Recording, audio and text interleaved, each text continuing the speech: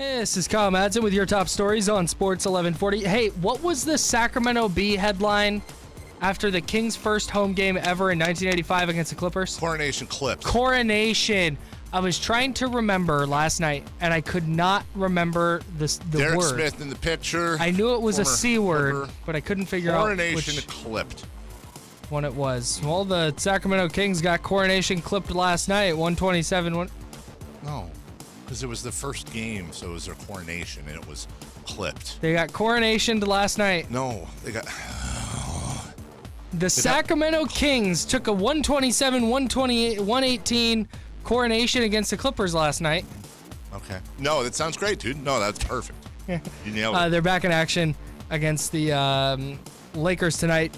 Game night, 5:30. Kings Live, 6:30. Tip-off, 7 o'clock right here on Sports 1140 KHG. Super update. That's a really good coronation by me. Wait, what? Everybody, listen up. Welcome to The Drive. Morning, morning, morning. You're going to talk. Get on the phone at 339-1140. Pretty awesome, huh? Jump in on our text line at 441140. Everyone is talking about it. You must know that. The Drive starts now. A lot of people want us to actually write the party rule book. I'm in. Yeah, we got to get on some of this stuff. We've got a Pinterest we need to make for food. Oh, we do. We're gonna do the cook. I want to do the Sacramento Kings cookbook, where I've told the Kings to do this for years. You talk about great stuff for charity. Have each King share a recipe. Where they're in like a chef's hat and they're showing, they could be next to their mom. Yeah. So there's like a full color photo on the right. Or their dad. Or their dad. Oh, their dad, of course. And then you've got I just think of moms and cooking. That's what I know. Do. And then on the left, you have like a little story and then the recipe. And it's like a full, De'Aaron Fox's, Fox's fun veggie rolls. I don't, whatever, I was thinking Doug Christie treats. Yes, whatever it may be. They're it like could be Doug and one of his kids. You can have former Kings in there too. And you make it a big glossy coffee table book. You sell it on the website. Money goes to the Kings Foundation. All these ideas, they're just sitting around. I'm still working on the Grant Napier plush toy. Not joking. You pull the... Oh, boy. Yes. It's just a plushy Grant. Big red mane. You pull the string on it. Oh, boy. Pull it again. You don't like that? You don't like Kings basketball. Pull it again. We've got a dandies. Right. We've got a dandy. Yeah, exactly. He's got like 5 catchphrases. Sell that. Hey, it's 8:05. Time to see who made a great deal at madeatoyota.com. Mm-hmm. Sam Amick will join us, a fellow redhead, even though he says he's not. He'll join us here in just a couple minutes from the Excited Athletic. for the coronation. No, he's been on a lot. Speaking of Grant. Just misusing. Speaking of Grant Napier. A lot of people were having coronations last night. No. He's a cyborg, dude. So check out Grant. He's fighting Amanda Nunes? He flies on Christmas afternoon with the team down to L.A.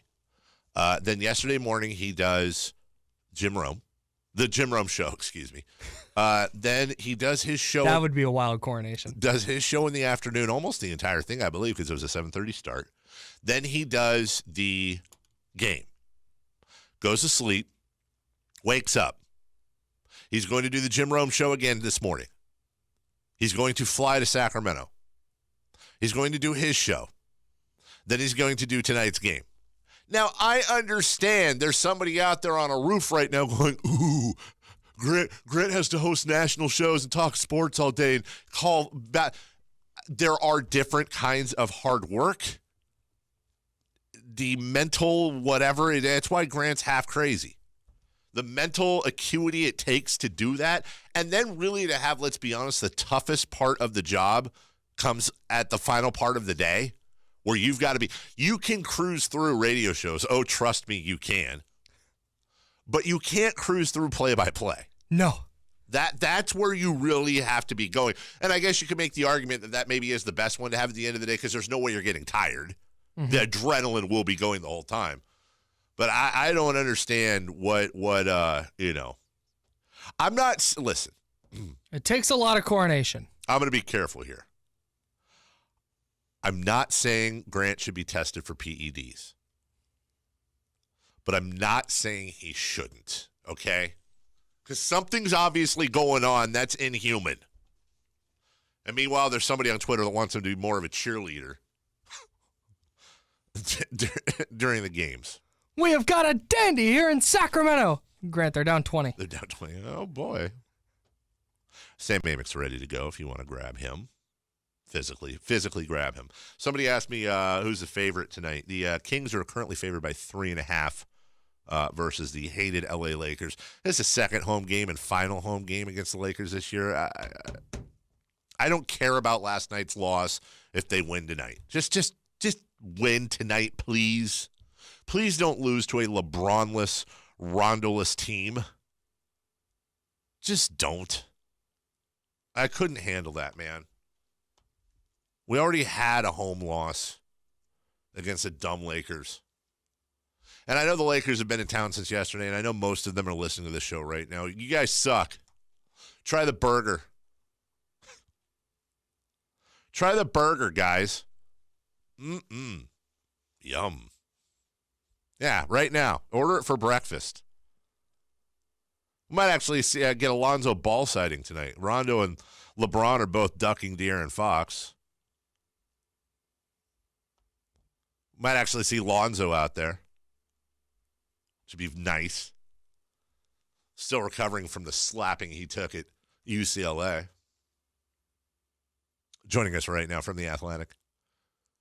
Go to theathletic.com. They have all kinds of phenomenal deals. I'd like to once again remind you, I do not get paid by The Athletic. This is not some sort of contract. I do not need to plug it whatsoever other than courtesy and the fact that I really, truly enjoy the coverage over there and the fact that they take care of and employ so many phenomenal writers. Sam Amick yesterday put up one thing that really impresses me too. I sing Sam's praises all the time, even when he's not on hold and can't hear me. But one thing that always impresses me about Sam is that despite the fact that he basically has to cover 30 teams, his knowledge of the Kings and their history, and I know he used to be the beat writer here and he lives here, but like there was a point where he's dissecting, we'll get into this, he's dissecting the Vlade Divac's history, and he goes into the Philadelphia trade and all that. And the fact that he's able to, and I don't know if he has a research team or not, but he's able to basically top of head know every intricate detail of everything he puts out there.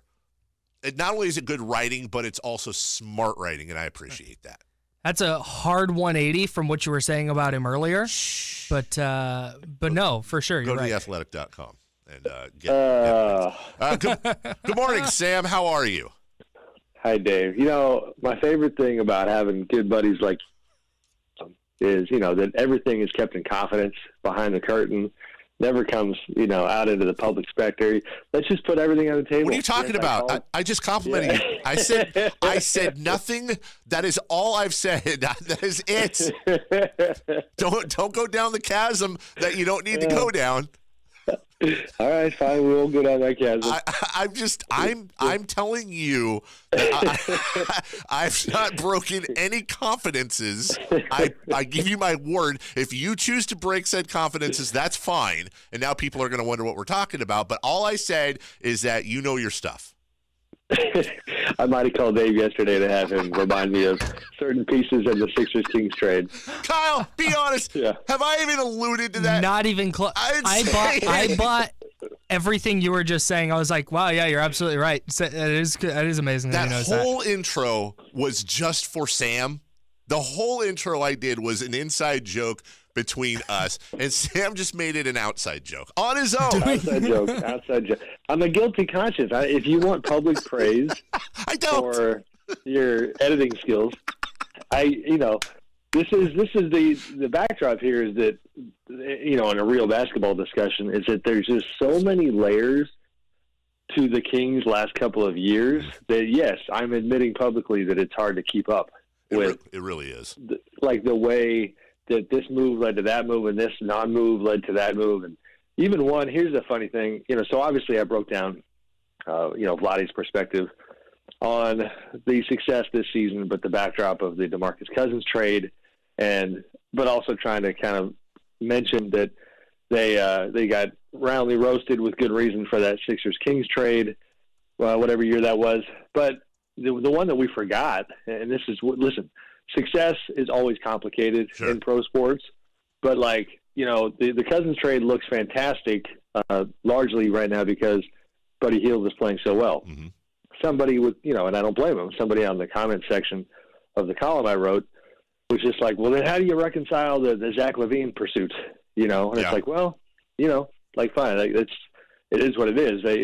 Buddy would have been losing a whole lot of minutes as Zach came to town. But nonetheless, they obviously have got this thing pushed in a much better direction than we thought they would at this point. It was an interesting article, and of course, anything you write on the Kings, we're going to be a little bit biased about how interesting it is. But I thought it's interesting because when you're attacking narratives, and the narrative is that Vlade is a big dumb goofball who used to play the sport and is playing the role of GM now, but doesn't understand anything. And listen, Vlade obviously has his weaknesses, but the article starts with Vlade after the win against New Orleans, kind of putting his hands out and saying "Kangs" to you, and you laughed, and that kind of became the little interview between the two of you. That was the impetus of this article, but really, I mean, if you're gonna if people are going to rip the guy for all things, whether they're in or out of his control, isn't it fair to also look at this team at 18-16? And as you pointed out, Sam, say, okay, well, some of the stuff was calculated that he did. Some of it he might have gotten a little bit lucky on. But if you're going to rip the bad, you got to compliment the good. Yeah, I mean, there's always an element of luck with all this stuff. Sure. You know what I mean?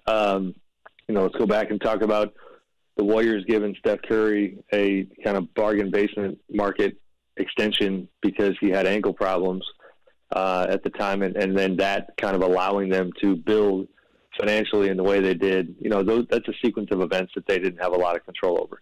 That luck is always a major part of it. So 100%. And Vlade is a tricky one to write about. You know what I mean? Like, I do think that, there have been at times when people kind of came too hard on the criticism front.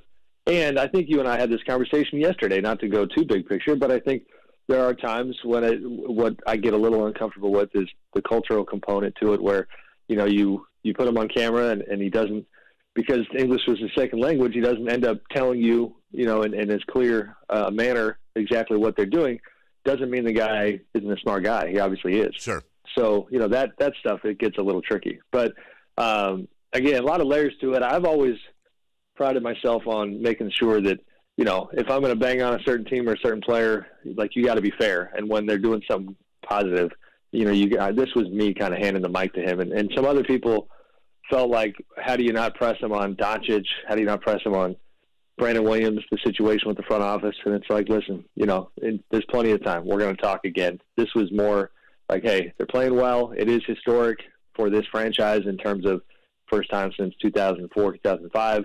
That they're going to go into the new year with a 500 record, if not better. So go ahead and give them some love. Sam Amick of The Athletic joining us. And Sam, kind of to piggyback on your point there about Vlade, I notice in dealing with him, one of the things that endears me to him that also might be, I don't want to call it an Achilles heel because he knows what he's doing, but you mentioned the language barrier, and sometimes that does get in the way. But I also think there's a part of him that doesn't care. He doesn't play the whole, let me be careful with my quotes. Where you're talking about an ex-player who said many times, and I believe him, he's like, dude, I don't need this job. I'm rich. I could go back to Serbia right now and, he doesn't say this, but run for president if he wanted to. There's 9 billion other things he could do. He's interested in bringing a title to Sacramento, and so he doesn't really care what the media or fans think as long as he's confident what he's doing. I think that hurts him, but I think it's also a little bit refreshing too. It is, but there's a gray area there. Like the one story that comes to mind is, when they traded for DeMarcus and he says on camera, I'm paraphrasing, but, I had better deal. Right. And then you don't stop and clarify, and my understanding at the time was that, that was with New Orleans and potentially another first-round pick. Am I remembering that? Yeah, it was that. From what I understood, it was that there was another first-round pick. That was the better deal, and then DeMarcus's agents got loose. We're not re-signing. Don't you dare make this blah blah blah. They took the pick off the table. Right. So the whole point of that sharing that story was to help the public understand that pressure from the agent and the camp, damage the deal. That's not the kind of thing that should reflect poorly upon the executive, yet because of the way he expressed it, it never really got cleared up. To this day, people mention it in passing as if he looked at two trades on the same table and just decided like an idiot to pick the worst one. Right. You know what I mean? Like that's what I'm talking about. So I agree with you in his kind of don't give it, you know what, attitude being refreshing, but I think the message still gets kind of jumbled sometimes. No, I agree, and I think that was the big misconception, just what you said. And then you talk about the Philadelphia trade, which most of us agree was a terrible trade, but you kind of understand his thought process to a point. We can argue about stretch provisions and blah blah blah. He's trying to find a co-star for DeMarcus, and really in retrospect, I read something the other day that was kind of outlining what exactly the effect has been. You've got the first round pick this year, but other than that, I mean, the pick swap was it ended up being De'Aaron Fox. I don't. Sam, can the trade still be a horrific trade? And you also say that it hasn't really hurt the Kings that much. Is that even doable? Yes. Okay. I think so. I mean, smart basketball analysis and smart basketball team running means it's process oriented. So yeah, the criticism is the results don't dictate the judgment on the process. You know what I mean? No pun intended. Right. So yeah, like that sort of practice needs to be avoided when you don't use certain tools in the tool belt that will get the job done better, i.e. the stretch provision, and instead giving up future assets. Now, from a human standpoint, and I probably should have maybe even drilled down harder on this in the column, but like that part where Vlade mentions that they were looking for a co-star for DeMarcus, and he flat out says, I had to do some crazy stuff, like to get him help. Like it kind of captures the human part, which gets overlooked of that era or that time when it was like, yeah, like now we know that even though Vlade did nothing but say amazing things about DeMarcus publicly, yes, DeMarcus was driving him nuts. Even though, he's a wildly talented player, they wanted to build around him. Vlade knew unless he got enough talent around him, DeMarcus was never going to calm down and be less of a headache. And so there was pressure there. And that doesn't excuse the trade that he made, but it does help you at least understand it. Sam Amick with us from The Athletic. And Sam, not to bring our entire conversation off air yesterday on the air, but I also, taking my Kings hat off, I also think that I think this is an important article as almost I don't know about a precursor, but to kind of look at New Orleans through a certain lens as well. Anthony Davis has been in the news. The idea that he's with Clutch Sports, LeBron's agency or LeBron's friend's agency, LeBron's comments, etc. When you look at the other side of that trade and what New Orleans gave up for basically a year and a half of DeMarcus and got nothing, I think it may, because the personnel's still there, and Dell Demps and Alvin Gentry, it may inform a little bit on either A, this is what New Orleans does and look what happened with DeMarcus, or B, they don't want to get burned again. They're not going to let the same thing happen with Anthony Davis that happened with DeMarcus. Yeah, no, I hear you. I mean, listen, the Pelicans are in a brutal spot. I just read Zach Lowe, ESPN, just did a long thing on AD and their situation. It's not – sorry, brother, I was getting feedback. Oh, sorry, go ahead. No, all good. I hate saying this because I end up feeling guilty. Like I'm like 99% right now in the camp of like I don't expect him to be playing in New Orleans next season, and I do – likely expect him to be in a Lakers jersey. Sure. So that's as uncomfortable as it gets. You got all this history between AD and New Orleans, and been a absolute model citizen when it comes to the way he's represented the city, the way he talks about the franchise. He doesn't publicly, cry or complain or whine or talk about not having enough talent. The bottom line, yeah, they're in a pinch, and they have one of the things Zach wrote that I thought was interesting was he was being critical of Dell Demps and the way he's built the Pelicans roster and the concept of, having a jumbled plan when you jump from plan A to plan B to plan C. And sometimes what happens is, the point he was making is if Cousins hadn't gotten hurt and then you had Mirotic and then you had Anthony Davis, like three of your best players, maybe your three best players, with Drew Holiday in there too, like would be stealing minutes from one another. And that's a product of bad roster construction. So it's been messy out there. And yeah, my bottom line is I think he's certainly heading for the exit. Do you think that could very well, and we've brushed against this before, do you think that could have direct ties to the future of the franchise itself in New Orleans? I mean, I don't know enough about like the Benson family's mentality and how they would handle the situation. I just know that from an interest standpoint and kind of knowing the fabric of the league office and the NBA itself and kind of where their threshold is for interest and support, and we lived through it with the Sacramento situation. It's just not, Sacramento still has an NBA team largely because of the support that was always there for the team, even though they were bad. Sure. And the Pelicans are the inverse of that. They don't move the needle publicly. Even this Anthony Davis situation is kind of very symbolic of the weaknesses of that organization, because people around Anthony look at it and it's like, unless you got a Saints jersey on, they don't care about you in that city. That's all there is to it. So that's not where today's NBA is. Today's NBA is trying to conquer the world and be number one on that totem pole, you know what I mean, and not be second to anybody. So with that in mind, certainly I could see a push to have New Orleans relocated. And to Sam's point, obviously the passing of Mr. Benson and everything with that as well has to factor in. And to Sam's point, the Pelicans, 26th out of 30 teams in attendance in the NBA, just 89.4% of capacity. My man, always appreciate you. Go to theathletic.com if you want to, know what we're talking about for half this interview and talking about Sam's great work on Vlade Divac. Also, Jason Jones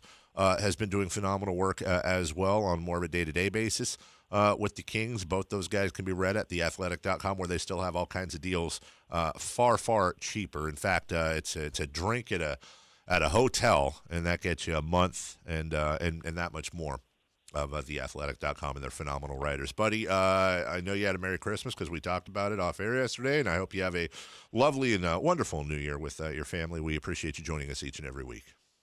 Thank you, my friend. Talk to you. Take care. That is Sam Amick. We're late. We'll take a break. When we come back, the sweet-smelling, phenomenally gifted, and very envious of his hats, Lance Woods, Sir Lance Woods to you, is going to join us in studio next, right here on The Drive. Don't go away. Sports 1140 KHTK.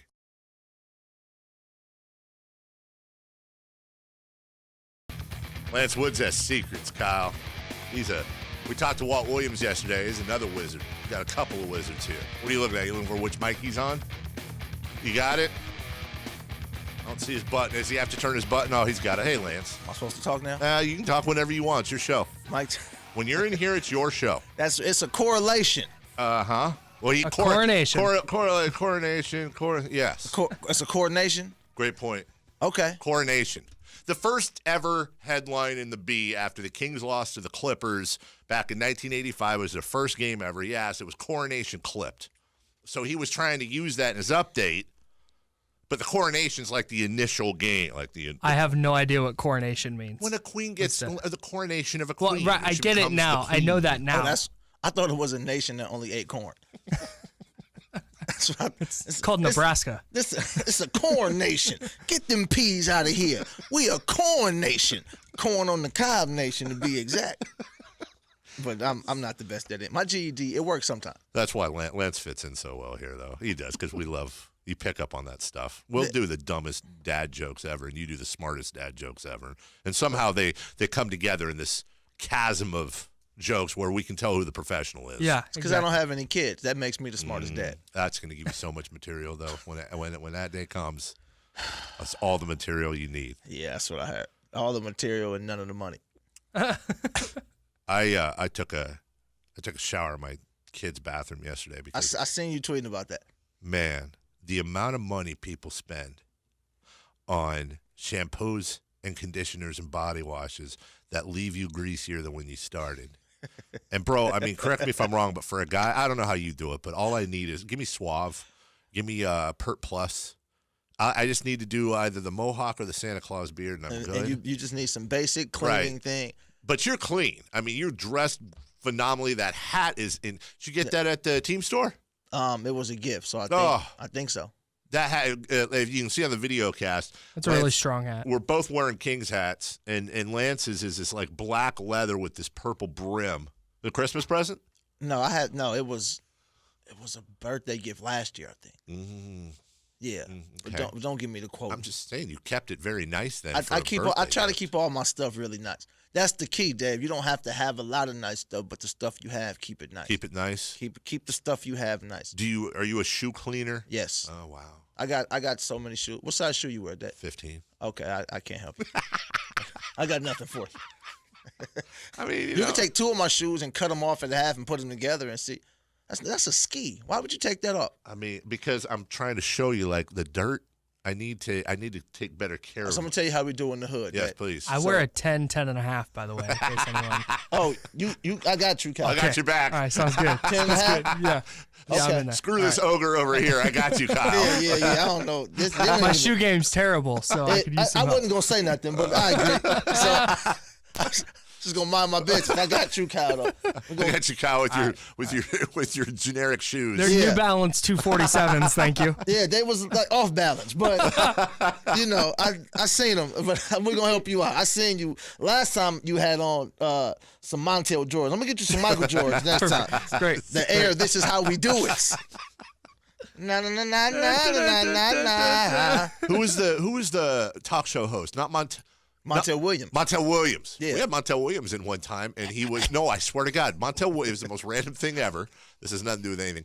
Montel Williams came in the studio to talk about all the weed shops he was opening. I swear on everything, Montel was coming in and talking about weed shops. Weed is big business now. Big. This was like not now. It's been big business. Right. But now it's like. This was like 5 years ago, and he was on the cutting edge. You know, when we was still like he was a drug dealer or something. He came in and. So what are you telling me about the shoes? Narcos LA. Right. So you got this what we do. You got toothbrush. I do. Obviously you got toothbrush. Obviously. I mean, yes. An extra toothbrush. I would hope so. Yes. If you don't, the Dollar Tree got you. I got you.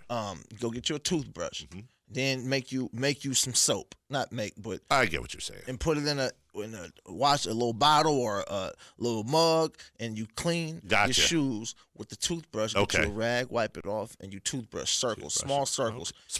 Small circles in the spots. Okay. We're on the video now. That was a questionable motion Lance made when he was doing the shaking up the soap. That's fine. I caught that. That's fine. Yeah, just don't drop it. But you can shake up the soap as much as you want. And then just dry it and let it be, huh? Just let it be. You just wipe it off with the rag. They'll be just like new. And you got to have the toothbrush. You know, if I took as good a care as my shoes as I did my teeth, I'd be a star already. I mean, your shoe game's on fire. I know, but it's the teeth I got to get taken care of. I'm a closet. Oh, hey, you're speaking to the choir here. I'm a closet shoe horse, but I don't do I'm not good. I know people that will wear shoes to a party and then immediately when they get home, I mean, they're scrubbing. And yeah, I'm not that guy. That would stress me out. Yeah, I'm not that guy. You can't talk to anyone up close. Dave has accidentally the best shoe game in the building. Well, okay. It really is an accidental. He just finds shoes he likes and you just notice awesome. over the years you look in your closet like, oh, I got a lot of shoes in here. Yeah, I've got a lot of shoes. People collect everything. I collect shoes, and you gotta go to the just the spots. Like you ever just go to the outlets and you just find some shoes. Yeah, $32. Absolutely. And then you go over here and you at Marshall's with your wife. Yep. And she's looking at whatever they have at Marshall's, long sleeve socks and all that kind of weird stuff. And then you say, oh, these are some Nikes. They're only $40. Right. And you do that enough times and you look up. And now all of a sudden you buy Beto. That's exactly how it works. She'll come out with all this stuff. I come out, what do you need another pair of shoes for? Because they're on sale. I'm saving money. Yeah. And with size 15 shoes, you get lucky sometimes because not a lot of people have size 15. Especially in Marshalls. You either going to find some clean Nikes or some cleats. They have size 7 or size 22. Exactly. And that's it. That's how it works. You know, you're kind of old school like me. Well, do you ever miss Mervyn's and Miller's Outpost? Yes. I do too. Yeah, I remember those. And I missed those spots because they were a lot easier to steal from. Right. They was like, yes. You know what I'm talking. Yes. Full disclosure, now they're out of business. You can't come get me no more. But they didn't always have like the little ink cinchers and all of that. Like it was like there was a real game of like, nah, we're gonna try to catch our criminals the right way. We're not gonna bring in no other company to put cinchers on our stuff. I don't know what just happened. Because I'm getting ready. Here's what just happened. I'm getting ready to play your. Lance Woods just interrupted Lance Woods. I'm getting ready to play your clip from last night, and the wrong button was up. Can I make a bad joke first? Go ahead. Do you know who else misses Mervin's? Who? The Kings center rotation. Am I right? Marvin Bagley. So go ahead and play the video. Right. Wow. Let's see what I got to deal with every day, Lance. Jesus. Roll the damn tape, guy. Shout out to the bench. We almost completed one of the greatest comebacks in NBA history. But instead, we played the Clippers twice this season, and now we ball-headed. But that's not what I want to talk about. Y'all know what it is. Tomorrow was the day. Beat LA, the real LA, the Lakers. And LeBron ain't playing, and he shouldn't play. This ain't got nothing to do with you, LeBron. We done had this beef way before you. This go way back to Shaq calling us the Queens. This go back to Doug Christie having to get Rick Fox up out his face. This go way back to Tim Donaghy cheating us in 2002. You supposed to sit out, LeBron. Mind your business. I'm representing all day tomorrow. First, you can check me out with my man Carmichael Dave on The Drive on Sports Talk 1140. Then I'll be at the game representing. And then after we beat them, we got the official after party / comedy show at the Grid, 1000 K Street. Pull up. Pull up. Pull up. Going crazy out here. People are going crazy out here. You got to I love the hustle, man. You're working hard. I am, and I'm serious about. I don't think LeBron should be allowed to play at any games against the Kings. He's not. LeBron's not a Laker for real. Like no. It's not. LeBron went there for end his career business decisions. Cool, but this is something. This is deeper than what you talking about. This here goes way back. Way back. You can't. You can't come. Go sit out. I don't even think he hurt. I think he realized that. He's ducking. He's ducking the situation. Yeah, come on, man. No, it's a problem out here. It's Doug Christie. It's about Shaq. It's about Mike Bibby. It's about Kobe Bryant. That's what it's about. It's about the real core of the issue. It's about Ball and Fox. Yeah, Steve Ball's ducking Fox again today. What he's? Well, I mean, I know Rondo's out. I know LeBron's out, but Lonzo Ball doesn't like to play against De'Aaron Fox since he got sunned at Kentucky. I wouldn't like to play against De'Aaron Fox either. That's my son, by the way, who was saying that. He clipped it up. My son, who was then 5 years old, was already one of those Facebook memories came up, and my son was freaking out about the Kings 5 years ago for some game I'm sure they sucked in. And we were talking about this earlier, Lance, going back to kids, knowingly influencing your children to become Kings fans is a very difficult decision for parents because you odds are leading them into a life of disappointment and sadness. But you're teaching them loyalty. That's right. Teaching them to stick with, no matter what. Right. You stick with your people. That's right. That's what you're teaching them. That's right. You know, and people, I don't know if you noticed this, people are more loyal to their sports teams than they are to their actual families. A lot of people. That's very true. I know a guy, diehard Raiders fan, will not leave the Raiders no matter how bad their record is on his third marriage. Wow, really? I mean, I'm not going to lie. If you made me choose between my wife and the Kings, that's going to be a 5-minute conversation, depending on how much she'd take from me. But I know this. I've known the Kings a lot longer than I've known my wife. You know what I'm saying? And was she shooting with you in the gym? Nope. That's all I'm saying, Dad. Kings have also screwed me more too. We'll take a break. When we come back, Lance Woods remains with us, and we're going to talk about his comedy show tonight, the big game, and so much more on The Drive. Sports 1140 KHTK. What's on tap? Brought to you by long sleeve socks. You know what? Long sleeve socks. Long sleeve socks. Yeah, Lance said you can get them at Marshall's. At Marshall's, we have him. There we go. Do we have it? Hit that on button. There we go. At Marshall's, what is a long sleeve sock? Are there just the long socks you pull up? No, sure. You can get anything at Marshall's. Oh, okay. Yeah. But is that the long sleeve sock? Is that the sock you wear on your arm? No, you put it on your foot. They got socks with zippers. And Marshall's has everything. Okay. I'm telling you. Socks, just socks in general. Brought to you by Socks. They sell pots and pans with Wi-Fi. I'm telling you, Marshall's. They go do. Look. You can find anything at Marshall's. Let's see. How do I do this read then? Socks. Remember when you didn't have socks and you had to just put your foot into your shoe? That sucked. Go get yourself some socks today. Kings and Lakers. See, Lance, we do a made-up sponsor. We don't have a sponsor for that segment yet, so he just Well, I'll make some phone calls. we've got Kings and Lakers, as you said, tonight. No LeBron, it looks like, no Rondo. Kings got to win this one, but, man, do they suck on back-to-backs. Yeah, I mean, but, hopefully they take the momentum from the fourth quarter yesterday. I almost had a heart attack. Yeah, man, it was weird, man, because, like, as you watching it, and you like, it's 3 different points in the game, you was like, all right, man, well, let's focus on tomorrow. And then you like, wait a minute, it's 13. Wait a minute, it's 9. Right. Wait a minute. Oh, moving screen. Oh, it would have been a tie game. Right. Oh, my goodness. And then it's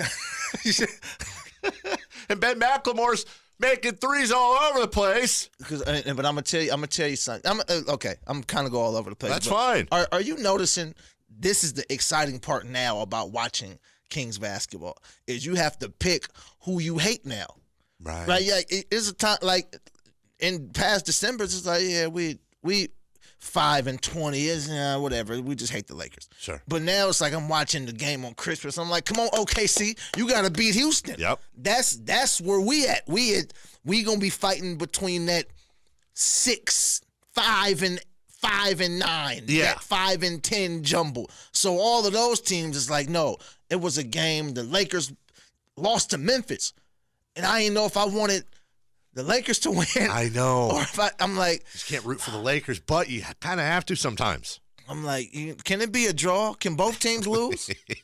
Is that possible? It's a weird way to think, being in a playoff hunt. So you got that going, right? Yes. And now you have a team of hungry players on the bench. Right. So now when you watch Ben McLemore come in and you watch Frank Mason come in, they're fighting. They want to play. Right. Hey, you had times where it seemed like, I don't know, but it seemed like guys that kind of gave up on the season early. Sure. But now you like, no, Frank Mason came in like fighting for his minutes. Like, no, I want to be a part of this. Ben McLemore came in the same way. You see Harry Giles come in the same way. You see when Troy Wood, it's the same thing. Like everybody's like fighting for their spot. It's exciting to watch. And we saw this back in the 2000-2002 teams where we would pick guys up like Vernon Maxwell or John Barry, Jimmy Jackson, you had Scott Pollard, and they would all resurrect their careers on the Kings. Yeah. I think that's just part of being a good team again. As you come here, you enjoy playing here. Be an interesting summer, man. Yeah, it's going to be interesting. And then because even when you look at the team, like you see like the trade proposals, and you like certain stuff I don't want to break up. Right. You know what I mean? I'm looking, I'm like, yeah, I don't know if losing Shumpert is a good idea. Did you ever think you'd be in a situation, and I'm so glad you said that, where you said, I don't know if I'd want to give up Shumpert for Otto Porter. Yeah. Yeah. Yeah, no, I did not dream those words would come out of my mouth. Nah, because I seen, and then I don't want to say too much because then if a trade happened, I know, right? I've publicly said, but I'm looking like, yeah, Andrew Wiggins. Yeah. That's a tough one too. Yeah, and I don't trust people with straight back braids in 2018. Did you in 2017? Is that something that's changed in the last year? No, I haven't trusted anybody with straight back braids in about 15 years. Like straight back braids and like FUBU jerseys, like that's the same thing. Like, right? Why do you think the Spurs traded Kawhi Leonard? Exactly. Right. You might as well say, "Hey, I'm gonna give you my number. Call my house phone." Your house phone. I don't trust nobody with a house phone, straight back braids, and a FUBU jersey. You a serial killer. Everybody knows that. Name one person you trust with straight back braids, a house phone, a FUBU jersey, and swishies. Lance, I will say this. I trust everybody with straight back braids and FUBU jerseys and all that because I don't want to get in trouble. I trust everybody. Everybody's great. Do you trust the white dude with straight back braids? Unless his name's Brad. You trust the white dude with straight back braids? Lance, I don't trust any white people at all. That's my number one rule. And now we get into the bigger picture. I look in the mirror, I point, I say, I don't trust you at all. Get out of here, punk. Hit the road. Jack, it's about time somebody said I'm it. just being honest. We've got I've got the text line fired up. This is going to be good. We've got a Coors Light cold hard fact to get to. Roll the old tape there. It's time for the Coors Light cold hard fact of the day. Here's Kyle Madsen. Hey, Kyle Madsen, you got a cold hard fact for us? Ben McLemore scored 11 points last night. That is a phenomenal fact. Thank you. Those are his most points in a Kings uniform since his final game in a Kings uniform in the 2016-17 season. Uh-huh. April 12th, 2017, he scored 15 points. The last time he made 3 threes in a game was on April 9th of 2017. That is a cold, hard fact. That was for the Kings. That was for the Kings. Good for him. Yeah. Shout out to Ben McLemore. Ben McLemore's a good kid, and I don't want to bring the room down, but his brother passing earlier this year obviously has weighed on him heavy. And Ben McLemore frustrates the hell out of me and bothers me a lot with the way he plays. And I've often thrown things at the TV because of Ben McLemore. There's never been any doubt he's a good kid. I'd love to see him be successful. He can play. It's just something about the NBA. You know what the NBA does? You'll watch these guys who can play, and then you get put in a role. Right. And it's pigeonholed into a role, and it's like, if you can't just do that on call, then it's like, well, we don't need you right now. And it's like, it's tough, man. He's always been a super athlete. Sure. He could shoot, but he wasn't like a shooter necessarily. But he could shoot the ball. He could athlete. He could play defense. He did at Kansas. Yeah, but then that fell off. Well, what are you going to do though? He's making more money than we are. I mean, well, I don't know, Dave, because I don't trust you because you're white. So That's you might true. have a lot of what? There it is. Now you got it. Don't trust me. You might have a lot of money in a mattress. I'll shake your hand and stab you in the back with the other. That's what I do. Lance, you got a comedy show with real comedians. You're the head of the real comedian troupe. You got a guy on the. I'm not joking.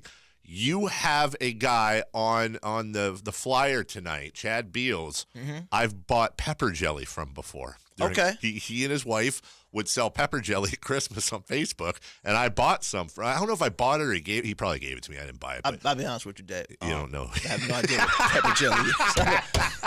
I don't know if you've ever been to a Black Thanksgiving, but pepper jelly never comes out. It's a jelly with like jalapenos in it. You put it on a cracker with. Oh, there I go again. You put it on a Triscuit or something with cream cheese. No, Dave. No, not in my hood. I mean, I season my potato salad. Can we make that clear? I mean, that's for you, Carmichael. No Dave. raisins. Valley High Lance doesn't do that. Rio Americano. So what? South Sac Lance doesn't do that. South Central Carmichael Dave does. What? But how was the pepper jelly? That was good. It's really good. I hope if he's as funny as his pepper jelly is good for a great show tonight. Yeah, I'll never know. Let me ask. I mean, the show he's funny, but you're gonna come. But you come in. Are you going on last? Yeah. Okay. Now I want to ask you about.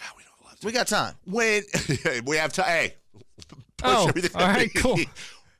Hey, Jim Rome. It's not the same for comedians as it is for like rock bands or whatever. Where isn't it true that the biggest act doesn't always come on last? Like at the Comedy Store down in LA, I've noticed that like they'll have 3 hours of comedians, and sometimes like Joe Rogan will come on in the middle. Yeah. So LA's a showcase town. Okay. So LA, it'll be a paper like that, and like you're right, it'll be a list of comics, but a lot of that has to do with time as far as I got somewhere to be. Like okay, so that's like the prime time then. They'll put in like the big comics in the middle. Yeah. But then like a show like tonight, is it more like a like I said, LA's a showcase. New York is a showcase place. So when you're doing a comedy show, it's a typical format is host, feature, headliner. Okay. That's host, feature, headliner. And the host is trying to work. Is the host usually trying to work his way into feature or headliner? Is that a way to go? Yeah. That's a way to look at it. Yeah. So, but a lot of the times you want your host to be very, very strong. Sure. Because you need him to keep the show going. You need him. He's going to come up to a cold audience. He needs to be able to get a cold audience going. Then the feature comes up. He has to do his thing. Then he brings the headliner up. You know what I mean? Okay. And so tonight, I want to make sure we plug this, by the way. What time and where? So it's after the game. Okay. So, I mean. After the game. Yeah. 10. It's like the official after party comedy show. It's at the Grid. That's 1000 K Street. Okay, so that's right there. Right there. It's raw. Game's over. Suck it, Lakers. We want to take the L. And go right. Go right over to K there. Street. Yeah. I don't know what I could say here. You keep saying stuff that lets me know I could say more, but it's not my show. But you saying the Kings have screwed you more and suck it, Lakers. Yeah. And it's making me comfortable. When I say suck it, Lakers, though, I mean like suck the wind out of the arena with your losing. Not the way Katie said it last night. Right, when she was talking about how the balls are dropping. Yeah, Katie has a way of doing that. Balls got to start dropping. For Lance Woods, isolate that, please. Kyle Madsen, Eunice in the back. I'm Carmichael. Dave, always great when Lance comes by. Please. Am I still on? They can still hear me? Well, we're leaving, but yeah, they can. Oh, follow me online. It's Twitter, Sir Lance Woods, Instagram, Lance Woods, Facebook, Lance Woods, Christian Mingle. Never mind. J-Date, Lance Woods. Jade. All right, so Grant Napier's next with Jim Rome. We'll see you tomorrow. Farmers only. Farmers only, Lance Woods. Farmers only, pepper jelly. For Lance Woods and all of you, we'll see you tomorrow. Bye-bye now. The NFL playoffs are coming to Sports 1140.